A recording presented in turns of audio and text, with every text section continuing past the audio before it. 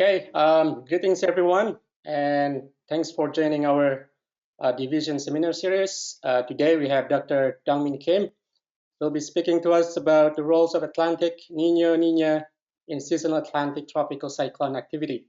A brief intro about Dr. Kim. He received his PhD from Ulsan Institute of Science and Technology in South Korea in 2017. And then he has been a CIMAS scientist since 2018. Okay, Dongmin, you may start. Okay, thank you. Thank you for good introduction. Hi, everybody. Thank you for coming to this seminar. Today, I will present the role of the Atlantic Niño and Niña in Atlantic tropical cyclone activity.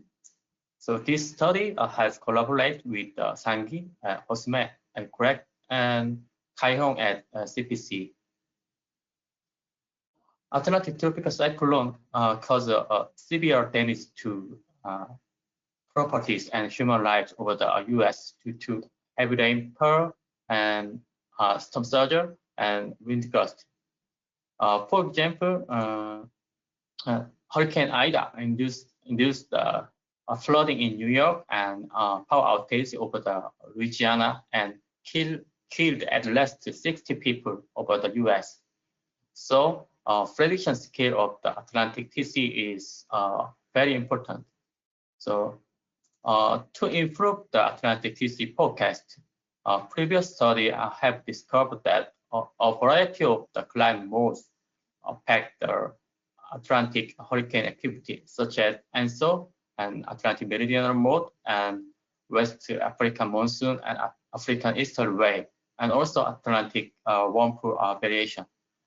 I will give you some example of the climate mode related to the Atlantic TC activity.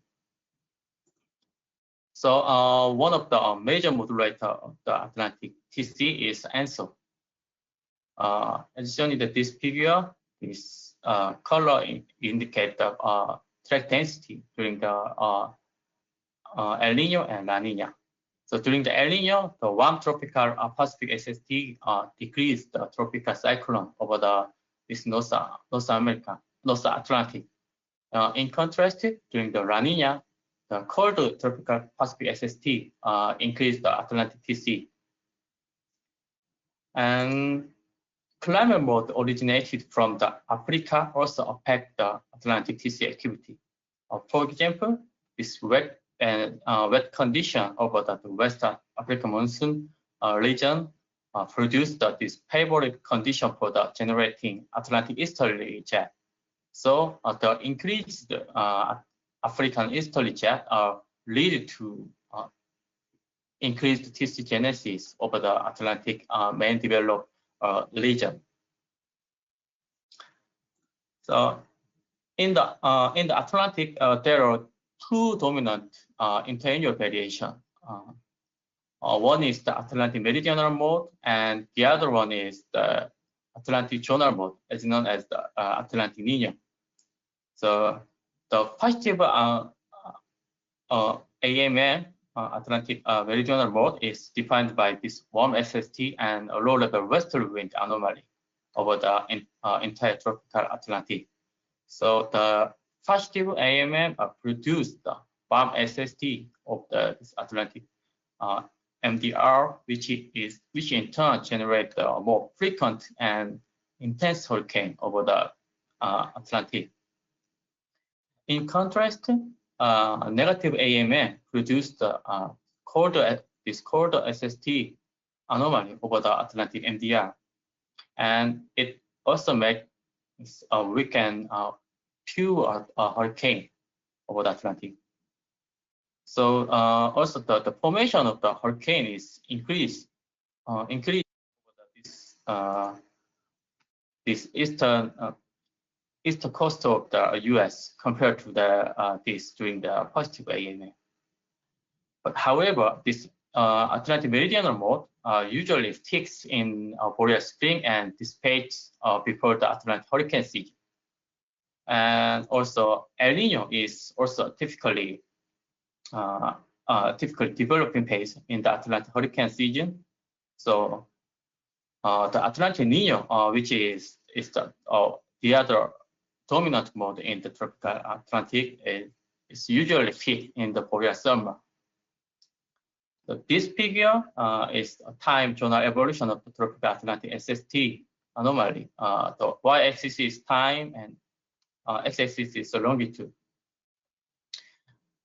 So Atlantic Niño start to develop in May and peaks in June and dissipate in the September, end of September. So and this is in this figure, the shading is the SST anomaly and contour is SSH, and this bottom figure shows the precipitation anomaly.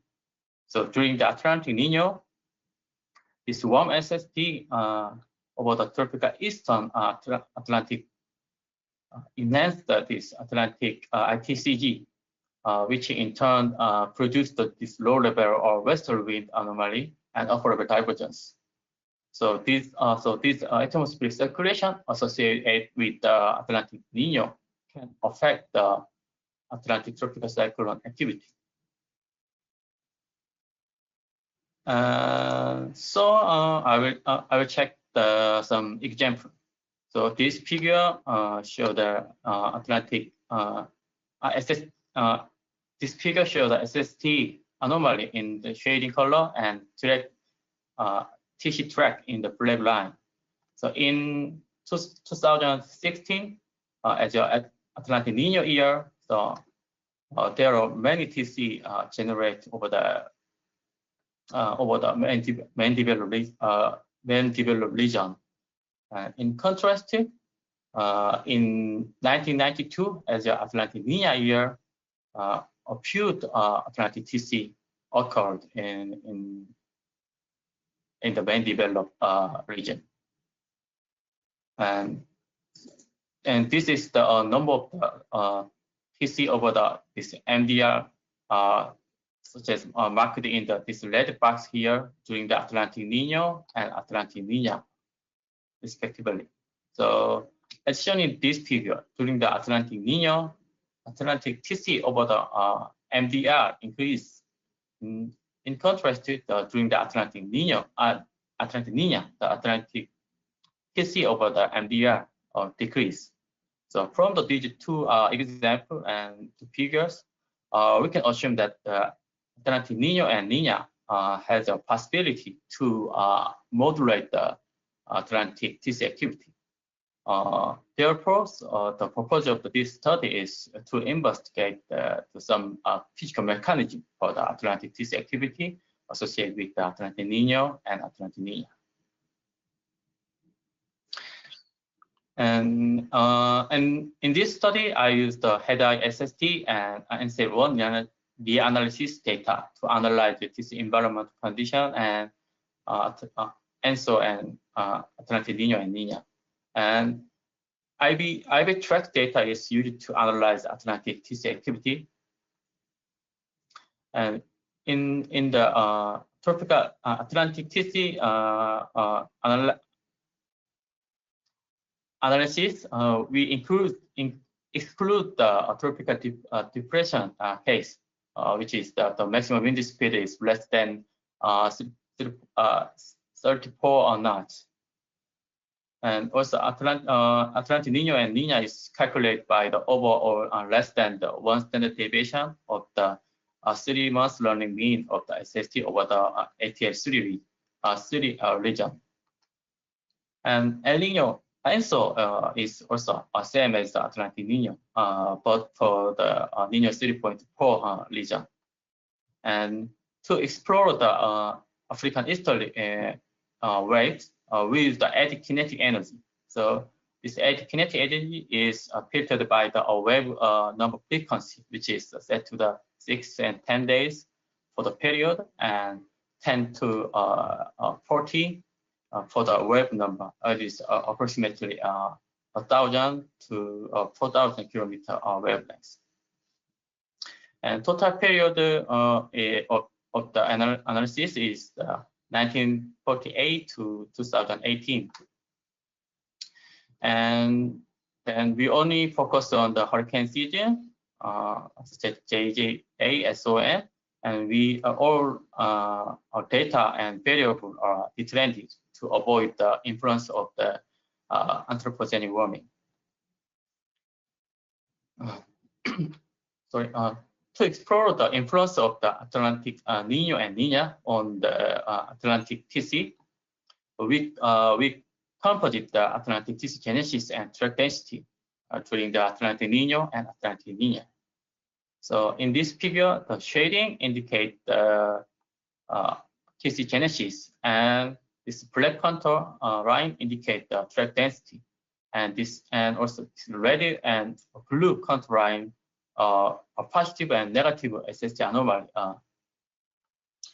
So during the Atlantic Niño, Atlantic TC increased over this Caribbean Sea and the MDR, especially this eastern MDR, while the TC genesis is decreasing over the Gulf of Mexico and the eastern Florida Basin. And so this increased TC led to an increase in the chance of the landfall in the Florida, like this case. But on the other hand, during the Atlantic Niña, the TC decreased over the most of the Atlantic basin, except for this eastern Florida Basin. So as a result of this decrease in the TC genesis, TC track density also decreased over the Atlantic MDR. So why Atlantic TC is modulating by the Atlantic Niño and Niña? So to answer this question, I computed some atmospheric condition related to the TC genesis. This upper figure shows a 600 hectopascal specific humidity in shading color and low-level wind anomaly in the vector. And this middle figure shows the low-level relative vorticity in shading and vertical wind shear in this contour line. And the last bottom figure shows the 700 hectopascal eddy kinetic energy in shading color and precipitation anomaly in contours.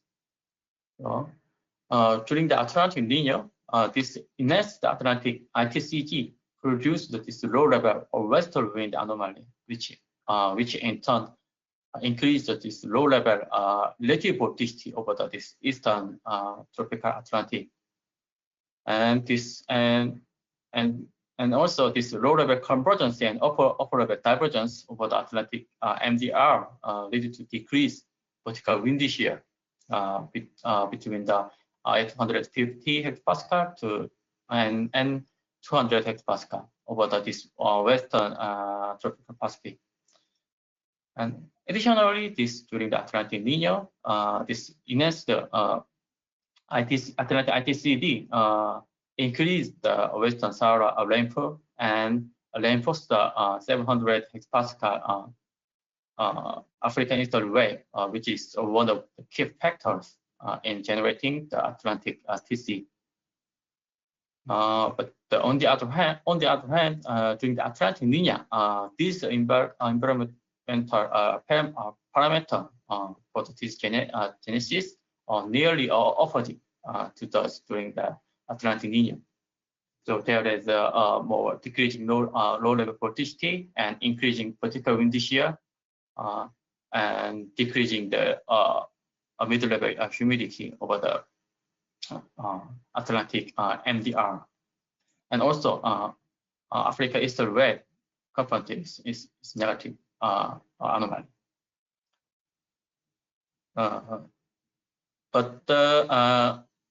However, one of the important points to explore the influence of the Atlantic Niño on the Atlantic TC activity is coincidence of the ENSO and Atlantic Niño. So some previous study suggests that Hamenar and Chang et al. Suggests that ENSO and Atlantic Niño and Niña has a time lag relationship. And So, for example, this figure is the time zonal SST anomaly of the each Atlantic Niño diversity. So, as shown in this figure, in the hurricane season, the La Nina and Atlantic Niño usually occur together constantly, except for this late onset Atlantic Niño type. So these results suggest that there is some possibility of the interactive impact between the Atlantic Niño and La Nina on the Atlantic tropical cyclone activity. So to explore the impact of the Atlantic Niño only and La Nina only, we need to isolate these two climate mode.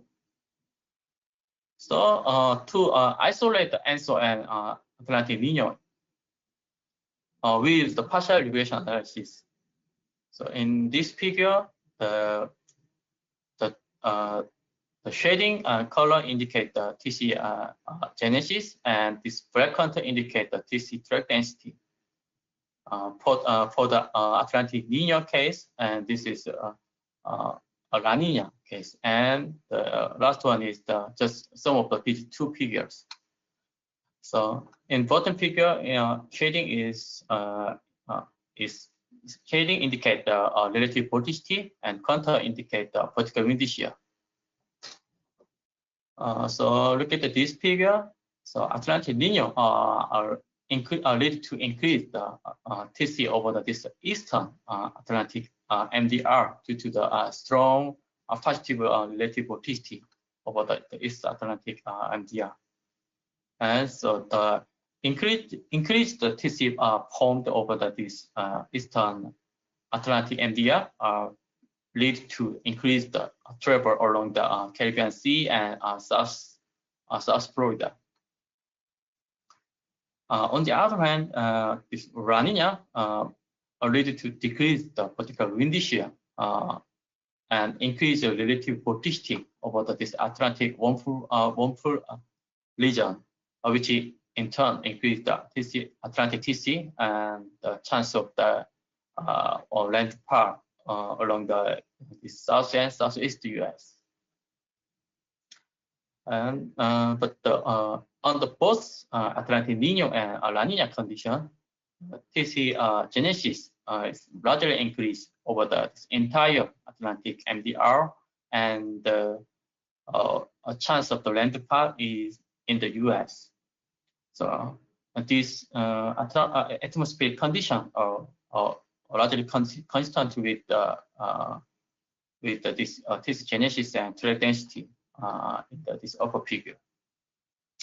So from the results, the Atlantic Niño is gradually moderate and TC activity, especially over this eastern MDR, and also this some tendency for the La Nina to enhance the Atlantic TC activity is amplified during the Atlantic Niño and weakened during the Atlantic Niña.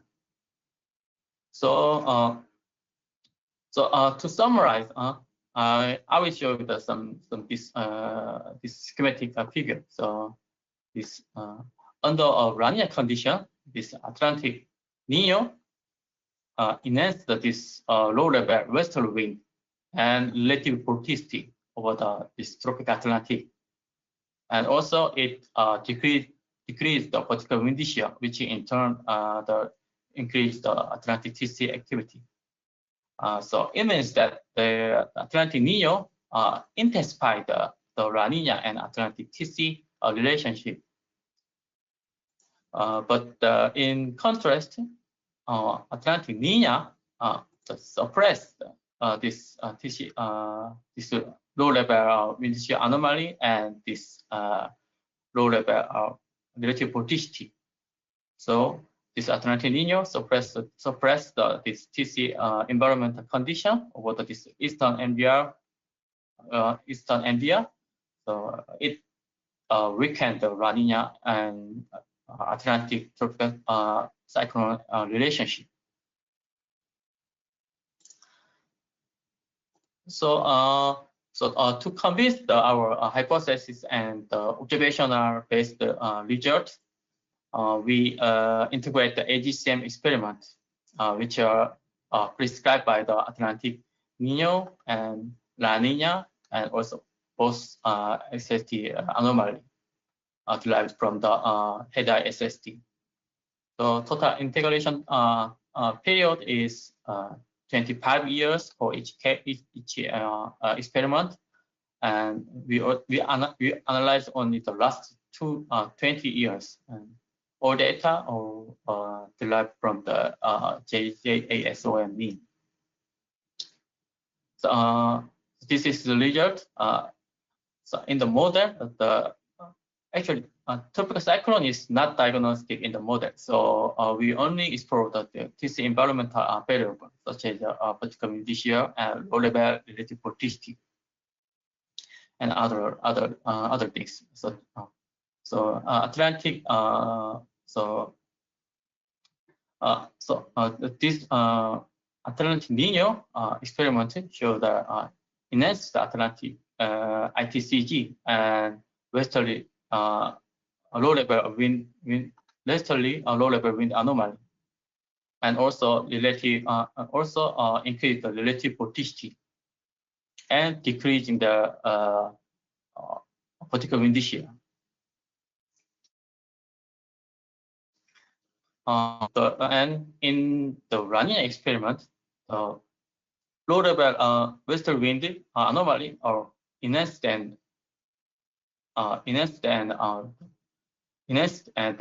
positive low-level relative vorticity is extended to this Gulf of Mexico, and also this negative particle wind shear is more widespread than this Atlantic Niño case experiment. So in both Atlantic Niño and La Niña condition experiment, the atmospheric condition conducive to tropical cyclone genesis are largely enhanced, such as a strong low-level westerly wind anomaly and very weak particle wind shear and strong positive relative vorticity. So from this result, AGCM result, even though the model has some systematic bias, but AGCM experiment is well supported our observational result. And also, I will emphasize some impact of the Atlantic Niño and Niña on the major hurricane. So in this figure, the contour line is total TC genesis location for the 71 years, and shading is the total major hurricane genesis, such as category 3 to 5 for the 71 years. Shown in this figure, the Atlantic TC, just all Atlantic TC is mainly occurred over this Gulf of Mexico and the Caribbean Sea and this main developed region. Interestingly, this and this shading is the major hurricane. So interestingly, the category 3 to 5 major hurricane is generated over the mainly over the this eastern of the sixth west, such as the Mandibel East.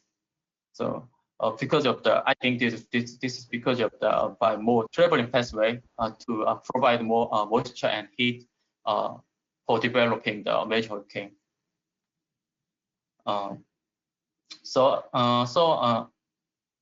In the previous result, I already shown that the Atlantic Niño is closely related to the TC genesis over this eastern tropical Atlantic. So Atlantic Niño can be related to this major hurricane activity over this eastern tropical Atlantic. So this is the the time series of the 3-year monthly mean of the Atlantic 3 SST, and then a category 3 to 5 hurricane, major hurricane occurrence over this MDR region. So this correlation between the this ATH3 SST and it is not that this is I didn't do the trend. So this is it has trend. So the correlation between the Atlantic 3 SST and category 5 hurricane occurrence over this MDR is about 0.53. So this suggests that the ATH3 SST can be a potential predictor of the major hurricane. But the one important point that, however, that if we want to use this ATH3 index to predict the Atlantic TC activity, the predictability of the ATH3 is very important. So, but unfortunately, the prediction scale of the ATH3 region in CFS V2 is very low due to some systematic bias, SST bias over the tropical Atlantic. So this is the ATH3 index prediction in the CFS version 2 initialized in August 2019. So the CFS 2 paired to this evolution of the positive SST anomaly during this time. And this is the anomaly correlation coefficients of the ATH3 from the all NMME models. This blue dot line with the filled blue circle is the CFS version 2. So as shown in this period, the CFS version 2 has the lowest prediction scale, the worst prediction scale among this NMME. So actually, when we do the seasonal forecast, NOAA usually use the CFS V2 now. So these two results suggest that we need more improvement of the Atlantic Niño variability in CFS V2 version 2 using the intense observation and modeling research. And this is it. So thank you for listening. And if you have questions, please chat the chat box or just unmute and ask me. Okay, great talk. We have a couple of questions here. First from Hyun Suk. What is the typical periodicity of the Atlantic Niña, and how does it interact with NAO?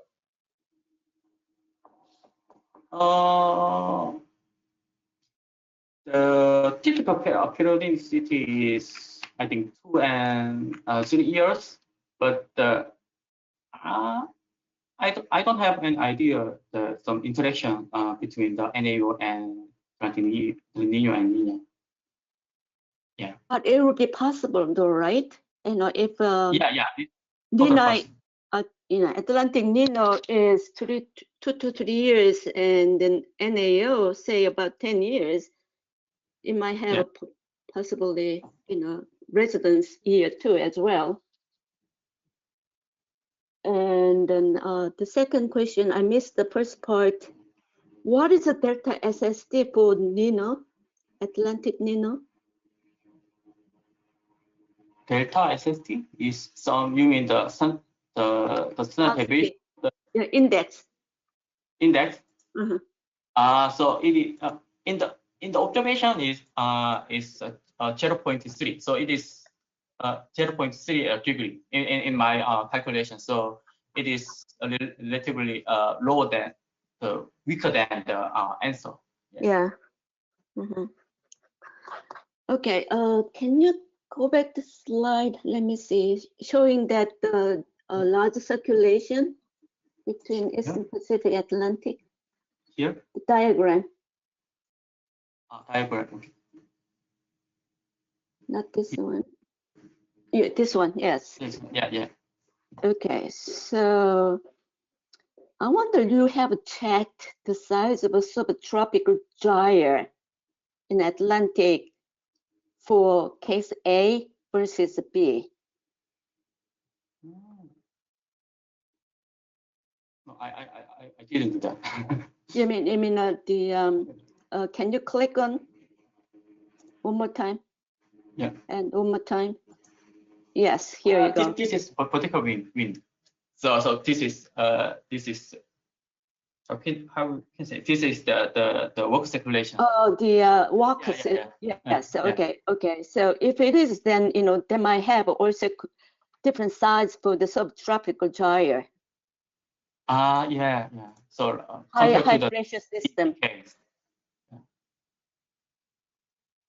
So I was wondering, this the western flank of the subtropical high system has to do with the large population of tracks and the solid contours. Yeah. All right, so you haven't done it. Okay. All right, thank you. Good talk. Yeah. Thank you very much. And Marlos, this SST is detrained. No, in this slide, the SST didn't do the detrained, but except for this slide, all of this anomaly and the variable is detrained. Yeah, just only for the this SST is just using the detrained SST.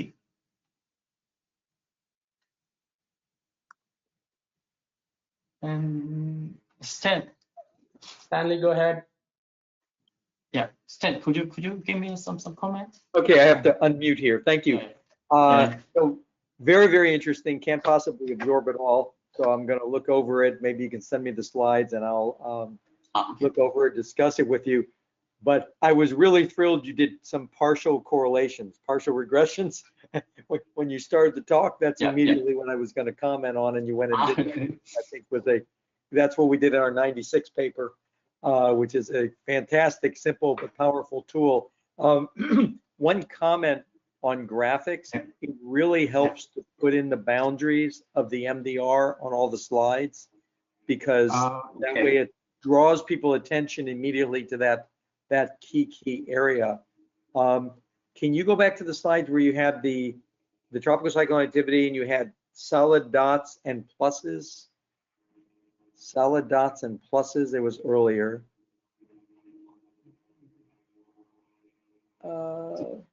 There, no, you passed it. This one? You passed it, you did it. It had the solid, there, that one. What were the solid dots? Because it wasn't in the legend. What were the solid dots and what were the pluses? So plus is just tropical storm, but this very big circle is the tropical hurricane. I think, yeah, I remember that. Major hurricanes? Yeah, major hurricane. I remember. Okay, that's where they formed, or that's where it became a major hurricane, or that's where they began genesis? Oh, I forgot. I forgot. But okay, we can talk about it later. The other thing, I've said this to various people. When you include, this is my suggestion, when you include too long of a temporal time period for the Atlantic, you really blur the results. I strongly recommend focusing in strictly on August, September, October. That's when the vast majority of the activity happens, and that's when the season really cares what's going on. The other stuff is almost noise. So by adding, did you do June, July ASO? What months did you do? In my case, JJASON. SON, right. I strongly recommend that. You'll find the results are more clear. When you just do that area, and also you can zero in activity in certain areas. But this is very, very interesting stuff that I'd love to look on more. The other thing I would say is because of certain parameters, when I did the study with Gulliver Shapiro, we could only go through 93 or 94. Now we can go all the way to 2020, 2019, and I would resist using the 40s and the 50s and maybe even the 60s, because the analysis of sea surface temperatures, the atmosphere, even the storms to the east are not going to be near as good. And you just find different results when you kind of zero in on the more reliable data areas. But thank you for your talk, and thank you for letting me make a few comments. Okay, thank you for good suggestion. Yeah, we can discuss more, and I will give you my slide. And we have other question. So have you looked at the stratified by the seasonality? So yeah, TC and category 3 to 5, tropical storm genesis become more frequent in the Western Atlantic and Caribbean and Gulf of Mexico later in season. So it's totally true. Yeah, but I checked the seasonality of this, but in the late season, the El Niño ENSO signal is more dominant than the Atlantic Niño. So Atlantic Niño is not much of moderate moderate TC anomaly in the late season. So I just calculate this whole season, whole hurricane season, JJASON.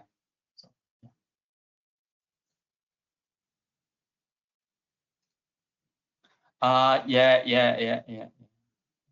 So he also mentioned that to small study. So I try to convince our hypothesis and observational based result. I did the AGCM simulation with a prescribed SST like this one. So the model has some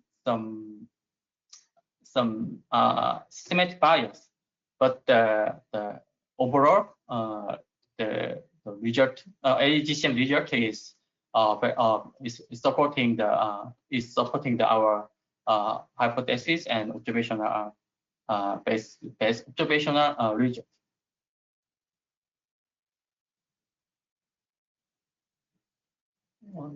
And show me on page 30.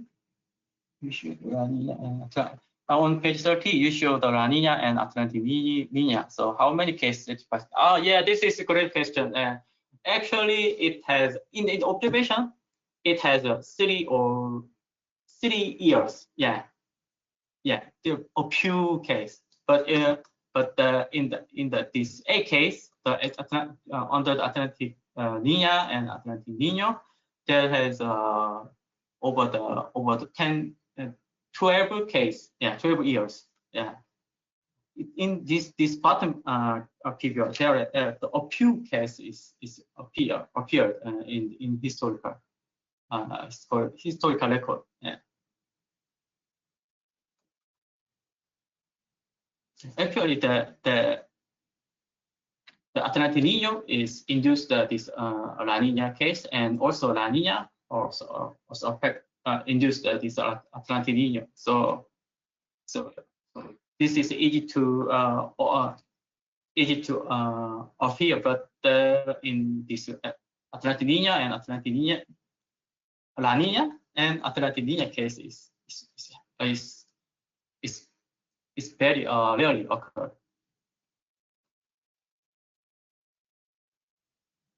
Yeah. I just calculated this on. So yeah, I did a lot of things. Yeah, but the in page of the both two slides is very short, very rare case. So I did this modeling study, modeling experiment, sensitivity experiments. So.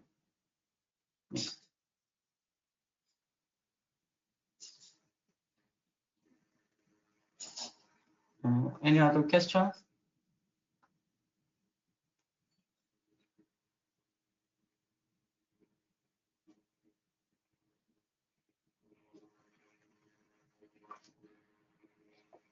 Still have plenty of time left.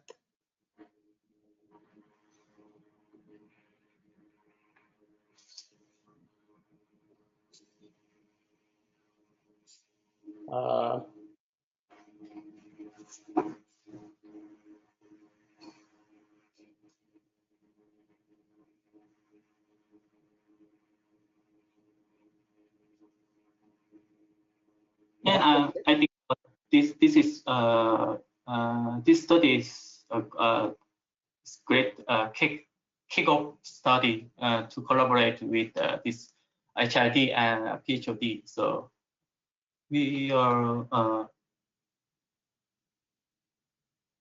okay. We are now moved to the our research is try to move to the focusing on the hurricane forecast or related study. So Dongmin Liu has some comments. Maybe you want to comment on? Okay. Yeah, that is great suggestion. Yeah, I'll check that. Yeah, but in my case, just based on the location of the genesis location of the category 3 or pi. So you mean the I can compare this one and the location, the intensification to the category 3 or pi. Yeah, that is also good and interesting comment and idea. I will do that. I'll check that. Thank you very much. Okay, great. I think we should stop here then. Thank you all. See you next time. Okay, thank you very much.